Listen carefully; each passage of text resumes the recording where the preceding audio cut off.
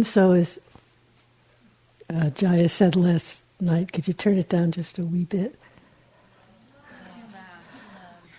It's too loud for me, I tell you. And I'm the one who counts. It's like blasted in my ears. Okay, you guys going to be all right in the back there? No?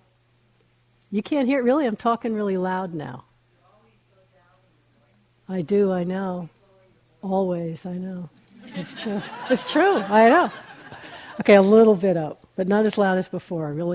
It's really too loud. All right, this is it. This is, nothing makes everybody happy for long. That's how it is. Anyways, Jaya said last night, this is the requisite talk on anatta. But as it happens, I really enjoy exploring and talking about this, I want to say concept, but not a concept, it's just a pointing to our direct experience, the whole sense of not identifying with experience as a lasting sense of self. And I know the concept, the idea of anatta is often one that people's minds can get kind of stuck around, you know. Just as Jaya said last night, the perception of impermanence, the perception of it leads to freedom. So too with the perception of anatta, of not self. But our minds can get so caught, maybe yours not, in this whole idea of, if there's no self, who's driving my car? If there's no self, how will I know where I live? If there's no self, will everything fall apart? All of that kind of stuff. Or you're struggling every time you notice a sense of self is, another failure. Again, the sense of self, will it ever go away? Right? Have you ever had, you're waiting for the big explosion of emptiness and it's all over. You never have to deal with this self again, right? You see what a burden, you're ready for it to go. And somehow that didn't happen yet, did it? And so, or we get caught in philosophical thinking about it. And this one, if you start believing it, I want to say, endless. Endless.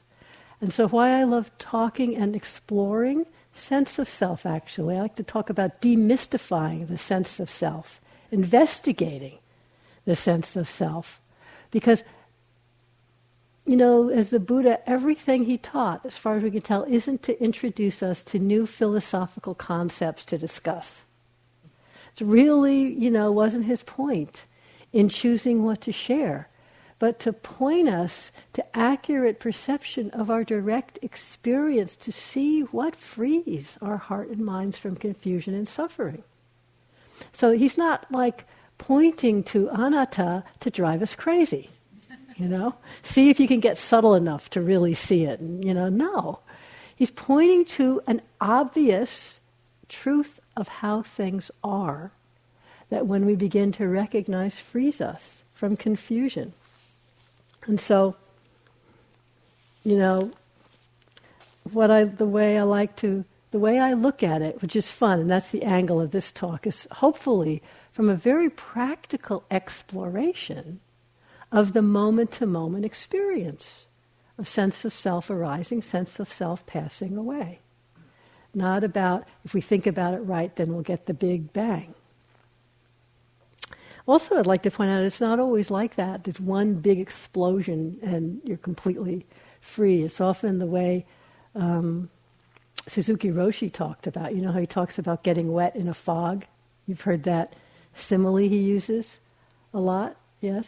No. Well, he talks about if you go walking out in a huge thunderstorm, you get really soaked, and you know it. There's no secret. So we're waiting for that, the big boom.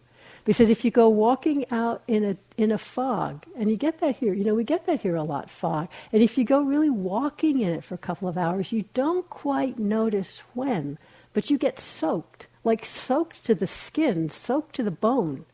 But it's a gradual process. And I know in my experience, for myself and for many, many people, that's how insight, that's how our understanding is developing. Little blips, moment by moment, accurate perception, moment by moment. And we don't even recognize a lot of the time that that's what's happening. Because we're looking for the big thing, and also a lot of these moment-to-moment of insights are not so pleasant. And so, that's kind of, oh God, what a drag, this is coming up again, And anyway, so that's really how it works. So I want to talk about really demystifying anatta, exploring the sense of self. Just some ideas that come to my mind, some tips, not in any way covering everything. But first to talk about really what's the nature of insight. What is really understanding? There's a famous quotation from Thich Nhat Hanh I use a lot.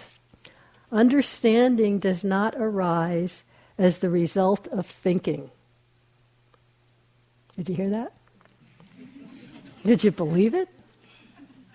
It is the result of the long process of conscious awareness. Sometimes understanding can be translated into thoughts, but often thoughts are too rigid and limited to carry much understanding. It's from Thich Nhat Hanh. I know you all experience that. Sometimes you'll come into an interview and you'll really have, very real experience you want to talk about, and the words just don't really do it. They're too rigid and limited. So we can't think our way into insight. But one way the way I experience insight is like a shift of perception. It's not that reality suddenly changed, but the perception, the way we see and understand it, suddenly shifts. You know what I mean? And this is like not just Dhamma insight, but just in our life. I think I talked at the very beginning, right view is really literal. Suddenly, we recognize, or using seeing as a kind of metaphor for all the senses more accurately. We suddenly see a situation different, or a problem. Suddenly you see what you could do in that problem, our personality, a whole new angle. So in a way, the recognition of a sense of self not being a real entity is very similar. It's like a trompe l'oeil, like when you see a picture, that very famous one that looks like a line drawing of a vase, and you see a vase, but if you look at it another way, it's two faces in profile. That's a very famous one. Or those magic eye things that are just geometric colors, and if you look for a long time in the right way, suddenly like a 3D image springs out. They have whole books of those where people just sit and stare at them for, So, you see, once you see the other way, both ways, it's not like the first way of perceiving went away, but we also perceive there's another way of recognizing the same set of circumstances. You see what I mean? And both ways of perceiving might be accessible.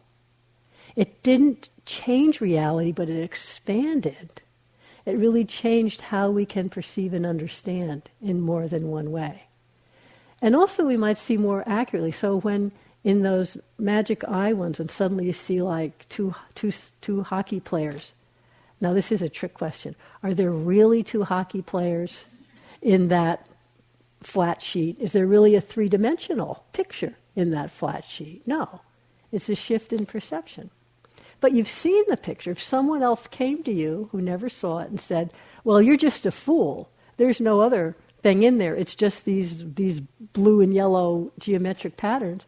You don't have to get into a fist fight about it. You don't have to prove anything, but you know for yourself. That's really what we call verified faith. You've seen it for yourself.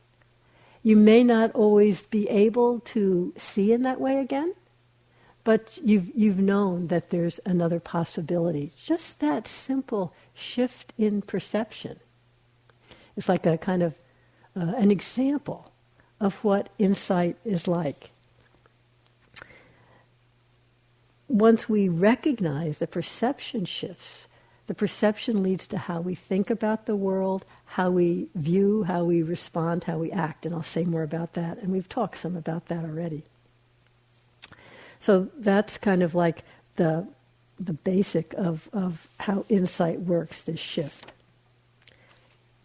So to come to the sense of self, there's one sutta, which I didn't write down where it is, I read it years ago, where the Buddha describes our mind and consciousness as being like a magic show. So he gives the example, as I recall, as if a magician comes and sets up his stall on the crossroads, and so the magician has a stage and he's doing all the magic tricks. And you know how it is when you first see it, it's like, wow, that's amazing. And now, of course, we're all so cynical and sophisticated, we know there's no real magic and we assume it's a trick. I'm thinking back then, the Buddha was thinking maybe people would go, wow, that's amazing. How does he do it? Oh, it's magic. But then he says, if once you go behind and you see how the trick is done, all the sense of magic falls apart, doesn't it? We see, oh, that's how it's done. Very logical, cause and effect. There's no mystery about it. So he says the same thing for how consciousness, how perception and thinking can construct our view of the world. So I'm going to use that in terms of the magic show, in terms of how it constructs our view, a view of ourself as being, a separate, steady, lasting entity. And even if we say in our mind, well, I know it's not, but the way we respond, the way we react is often from the sense or the assumption that there is. Or am I wrong about that? I mean, does anyone have a sense that you sometimes react to things in the world as if it was all about you and you're the center of everything, and that's really, that's how we look. But, and this is from Ramana Maharshi, somewhere.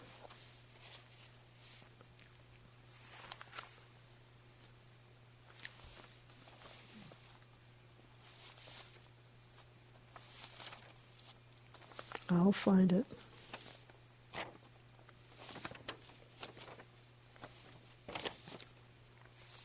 Or not. Oh no. It's my favorite quotation from Ramana. Here it is. No, it's not. I could almost make it up, but I won't. Okay. Hang on.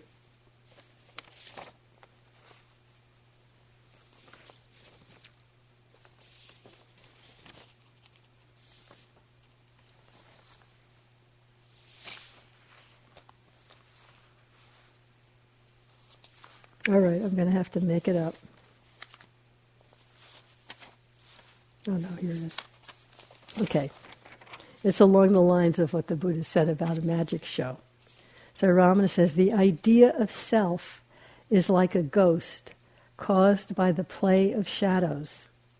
If you look closely, the ghost vanishes, because the ghost was never there.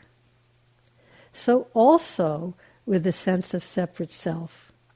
So long as one does not look closely at it, it continues to give trouble. But when one looks for it, there's nothing to be found. It's found not to exist. And so what I think is really interesting, and I love doing it, say in my own life, not like just formal practice, but my own life, is really noticing, bringing in when the sense of self arises. Because certainly, I would say, we experience a sense of self, experientially, right? I mean, it seems to be there pretty much all the time. That's our assumption. But the felt sense, physical or mental, emotional, felt sense of me, of self, is there anyone who never experiences that? You know what I mean? Just very basic sense of me. This is something that we experience. And I think sometimes the confusion comes when people are like thinking, well, I shouldn't be experiencing this. or I'm not experiencing this, or it's something that has to stop being experienced. We get all like crazy about it. Instead of just noticing whenever sense of self arises, turn our just another arising experience we can notice. We don't have to make it some big special thing. It's really a lot of fun to explore this because it does come up a lot. When Ramana was saying, turn and look at it, because I think what happens a lot in terms of perception is when something that's so familiar, sense of me, it's so familiar that when it comes up, it's almost not even recognized as something arising. It's just kind of like an assumed backdrop, right, for everything that's going on. And we don't think to look at it. It's almost like our perception or awareness just kind of like snaps shut, or we just, assume it and keep on going and act from it instead of stopping to see, whoa, what is this? So how is it a magic show? A sense of self arising in a moment is really, back to my talk of last week, it's really concocted out of moment-to-moment aspects of our experience. And it's a concoction, a cocktail that's arising over and over and over and over, all through the day with kind of different elements, but not looked at closely, it feels like it's always the same. And so the way I want to talk about it tonight is that for often, don't want to say always, but often, the concocting begins with a moment of perception. Perception. So we've talked about perception, right? It's been talked about quite a bit. You know what we mean by perception in a moment? That sense of when there's a, say, sense object, a sight, a sense door that works, an eye, and the two come together, sight, eye, and there's consciousness. That's called contact. So that's happening like every moment of our being alive, right? Fast, so fast.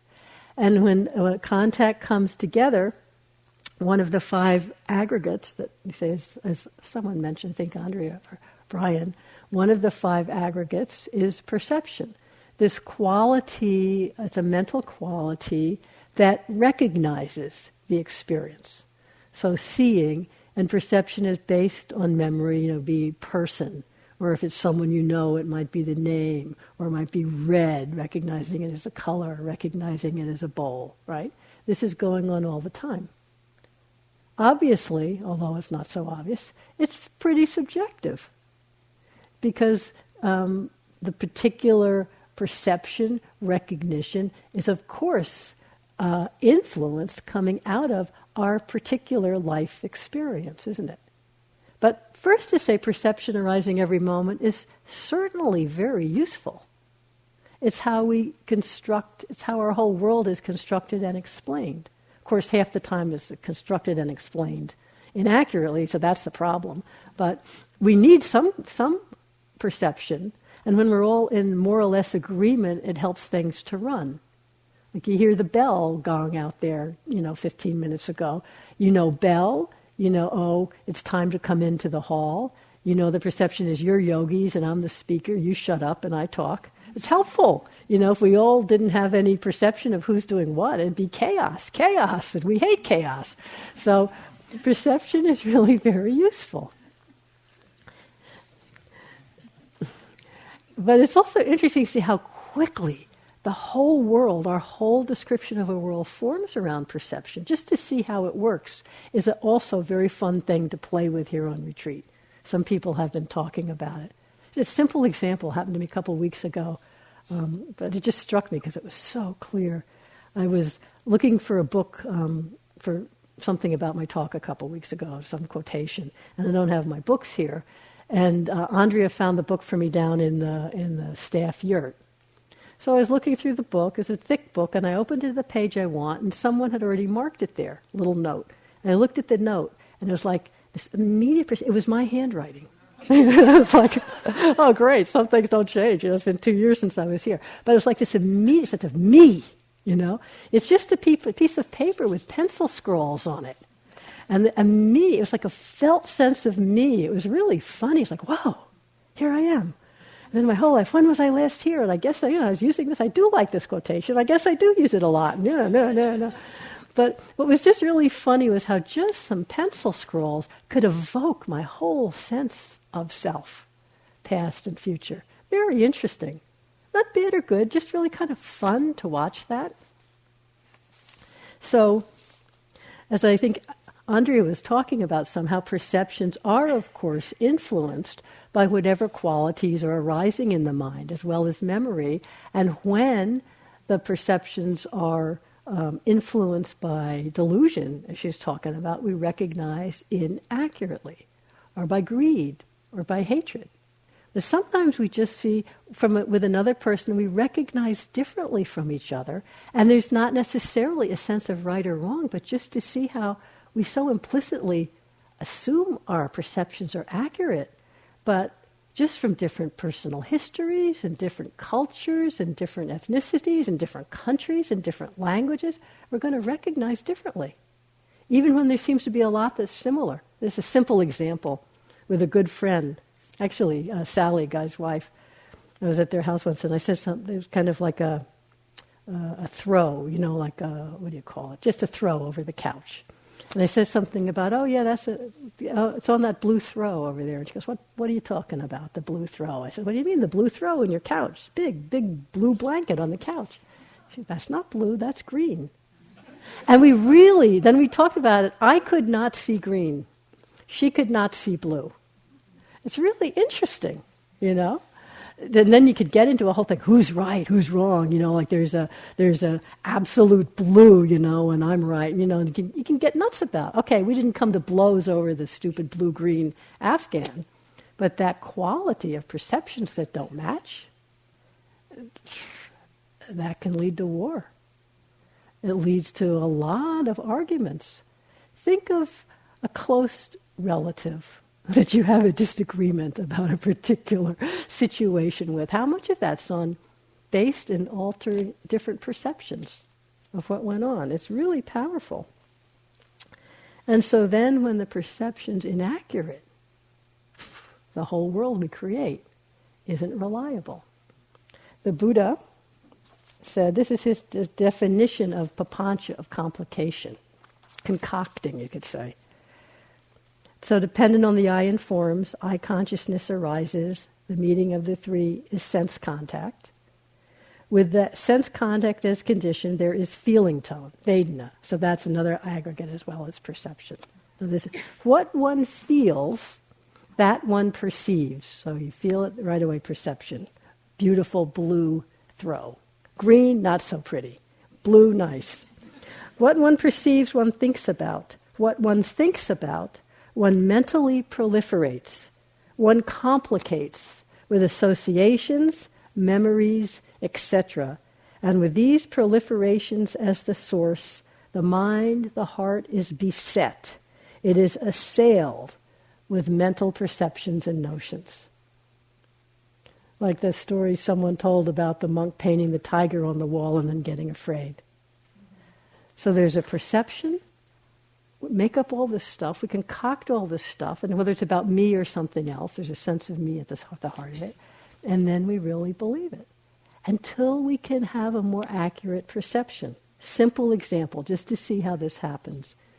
A few years ago when I was in Burma, I was at a meditation center, and there's kind of like a little flagstone path leading to a Bodhi tree that's surrounded by kind of a concrete wall, just a little thing, and people walk in a circle around it. So I was walking up, and there was a Burmese nun walking around it with her hands in Anjali. And so right away I saw, okay, that was my perception, walking around hands in Anjali. And I thought, oh, isn't that lovely? There's such a faith here. And I know a lot of the Burmese nuns have a very deep faith, and a lot of their practice is Buddha Nupassana, really recollecting the qualities of the Buddha, which is both a samadhi collecting practice, but it also really lights up the energy, the faith. So that was my historical information that led to that perception. Oh, isn't that nice? Oh, so much faith. So that was the assailing. Then other memories come up, and so the mind's making memories and associations. Think, but it's just a tree, for God's sake. It's just a tree. It's not the Buddha, it's not even the same tree, it's just a tree. She's walking around, so faithful to a tree. What the heck is that all about anyway? And I guess I'm not a devotional type, blah, blah, blah, while I'm walking up, this is all in the space of like 10 seconds, I get up there so where I can actually see her. She was actually walking around texting on her cell phone. Oh, okay, so much for all of that, As soon as you see it, as soon as the perception's accurate, all that story is gone, just gone. It vanishes into thin mist, right? Because it has no relationship to anything. And then I'm sure my mind went off into some other story, but I don't remember what it was because I just thought it was quite amusing. But that's perception leading to our whole world, what we perceive, we think about. And when the perception's inaccurate, we get way far away. When we recognize accurately, the whole magic show falls apart for that moment. You don't have to tear it apart, it's just gone, because it doesn't make any sense. Nisargadatta Maharaj says, the world appears so real to you because you think about it all the time. When you stop thinking, it will vanish into thin mist. And you think, I don't want it to vanish into thin mist. As much trouble as it gives me, I'd rather have it than not. And as long as that's the case, you'll have it. So, talking more specifically about the perceptions that lead to this concocting of sense of self, I want to quote Ajahn Buddhadasa, who has such a pithy way of putting things. He wrote, well, he didn't write it, but there's a book of his writings that Santikaru Bhikkhu translated very much on the sense of exploring sense of self, called Heartwood of the Bodhi Tree, which is really very accessible, fun to read, not all abstruse and scholarly, although he's a great scholar. Anyway, so I'm taking this from that. So he says, just for your reflection, not believe, but to bring us into exploring, when you notice sense of self, the sense of self is merely a condition that arises when there is grasping and clinging in the mind. That's it. All this huge trouble-making thing that we're at such pains and suffer from to get rid of, just a condition that's arising when the conditions come together, when there's grasping and clinging in the mind. Or as a friend of ours says, I want, I need, therefore I am. And it's true. But look and see for yourself. And this isn't about some kind of judging of wanting. It's about exploring and seeing. And we can see it, like Andre was talking about, how on some really strong levels we can get really attached to a view of ourselves, or when she was talking about, I can't remember, but she was angry about something and really attached to that. So on strong levels, but it's arising in quite little, in relationship to quite little experiences, hundreds of times every day. That's why we don't, really notice it so much. That's why it feels so ongoing. Merely a condition, which arises when conditions are there for it and passes when they dissolve. Just what the perception you see accurately, the whole thing's gone. You don't have to do anything about it. Wisdom does it. Clear seeing wisdom, when the perception isn't distorted by kilesha, by greed, hatred, confusion. So it's a condition, he really says, it's a sense of self, not a thing, but a verb, an activity. There's words in Pali, ahankara and mamankara, that are translated as kind of I-ing and my-ing.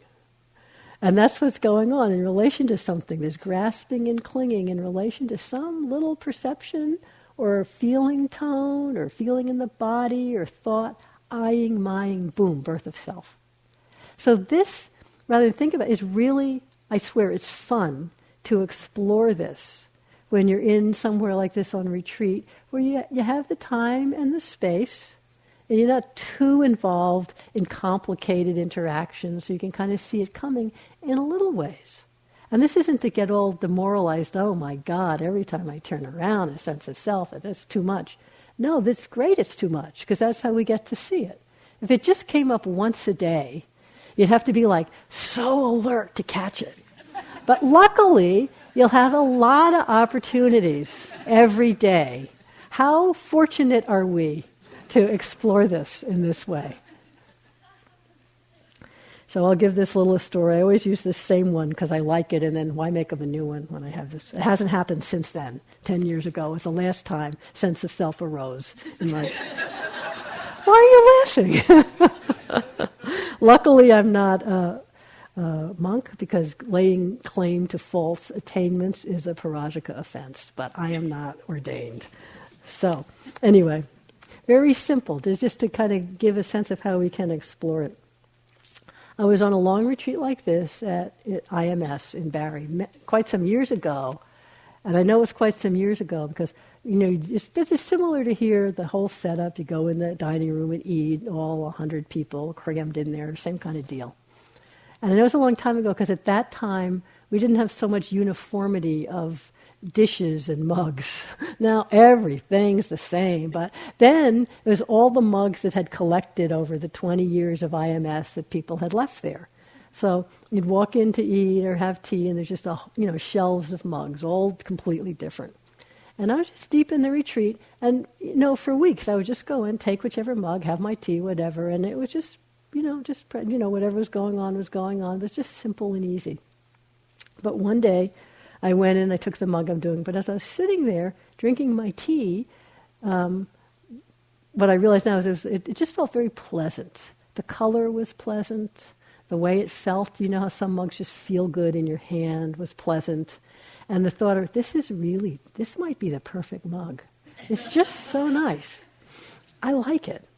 I wonder if I should take it back to my room and keep it, because you did. And in that moment, that was birth of self. Eyeing and mying me and my mug, right in that moment. Boom, jati, birth of self, right then. The grasping to the pleasantness, the grasping to the idea of the mug. And then in terms of the dependent origination, which I won't go into, I think Guy will talk about a bit tomorrow, another way the Buddha describes the concocting, the middle part really being, there's contact, there's feeling, tone, the pleasant arises. When there's not clear seeing with pleasant, the mind naturally moves into kind of leaning into it and then grasping. Or if it's unpleasant, leaning away and grasping at something different. So that's the grasping and the clinging.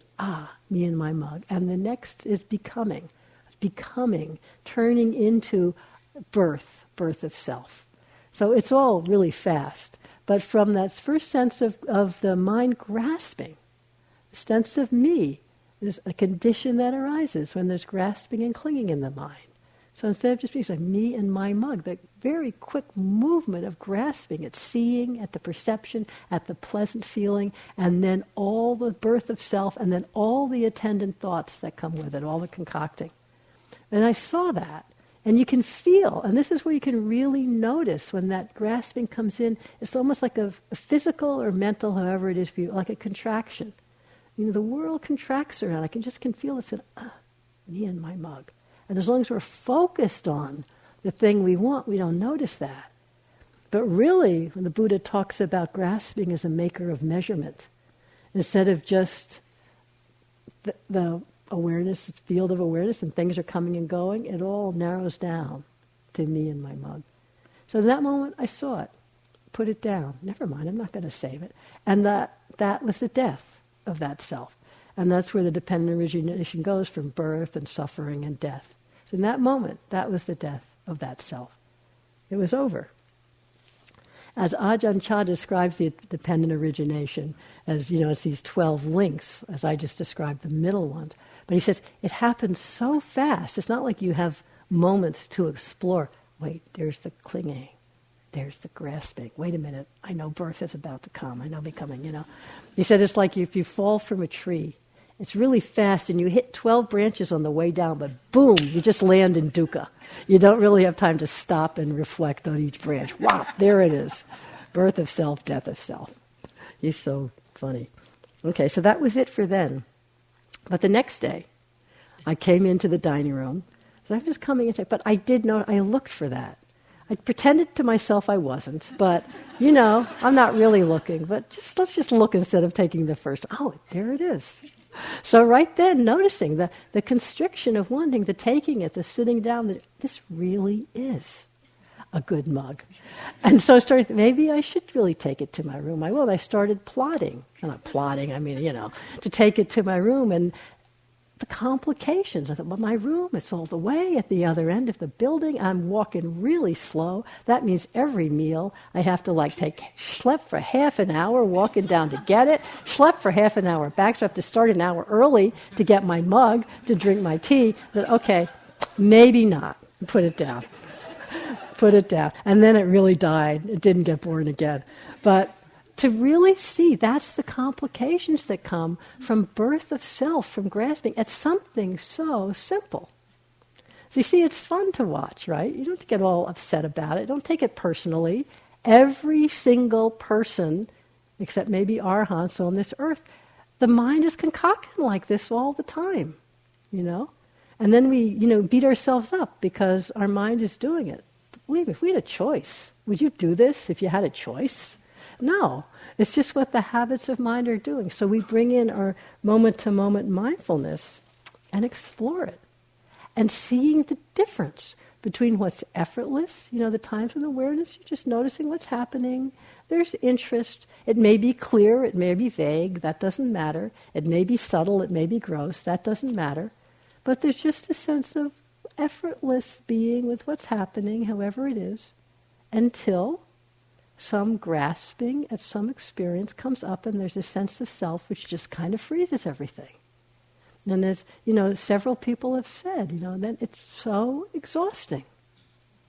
The thoughts, the emotions, the moods, what to do. So here you can maybe don't notice immediately what's grasped, whether it's a perception or a feeling or a sense of physical sensation or a mood. But we can at least start to notice when there's that glitch, when there's that sense of narrowing, constricting, when everything's gotten complicated. Not so much thinking your way in, but just reconnect with awareness. Okay, all tight and complicated feels like this. And you bring in awareness and start exploring it again. See what's really going on. This is where we can really start to notice the power of simple moment-to-moment, unbiased awareness, which we've been blabbing on about the whole time. If we're looking for something, that looking for is already narrowing the field of possibilities, putting on blinders. But when we're just moment-to-moment, whatever's arising, this willingness to just meet with unbiased awareness, that's what allows for a shift in perception, for recognizing something in a way that we didn't before, for maybe seeing how sense of self is constructed, noticing how it vanishes, how the whole magic show can fall apart.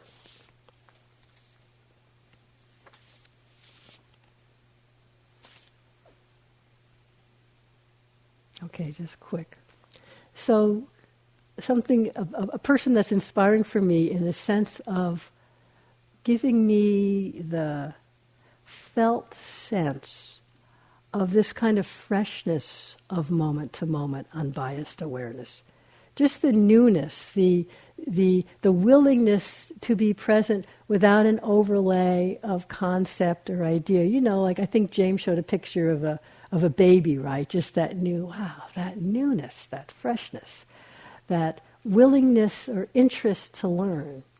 And it's so tricky because of our perceptions feeling so true and being so subtle, like the blue-green thing. I mean, who knew, until you meet? And how willing are we to just not hold on to the perception and go, oh, maybe it is green.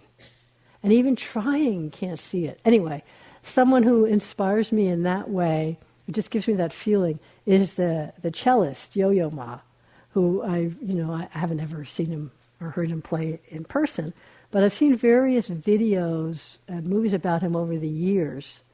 And I know in the last few years he's quite involved in a project called the Silk Road, which is getting together with musicians from all over the world, mostly from along the Silk Road in the Middle East and Asia into China.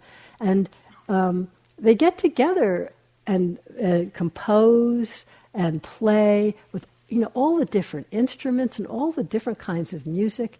And it's vastly different, Like he's a trained classical cellist in a Western classical music tradition. And he might be playing with musicians from China or from Kazakhstan, from Iran, with different, even different scales and different ways of using tone and music. And they get together and compose together and play together. It's really far out. Just this whole sense of incredible openness and curiosity, and not just about I play mine and you play yours and we try and appreciate each other, but actually doing it together. But I have to say, when I listen with my untrained but very ears, but the perception really based on what I've grown up, familiar with and liking, I can't get there. I try. I have a couple of the albums, and I'll try. I'll really listen because I love the idea, and my mind's like, it's far out, but I can't really relax into it. Let me put on my Chopin nocturnes again, And I can see, okay, but that's not good or bad. That's just my perception. But his openness is so far out, and I take that as a quality of the freshness of moment-to-moment mindfulness awareness that's possible. So the other video I saw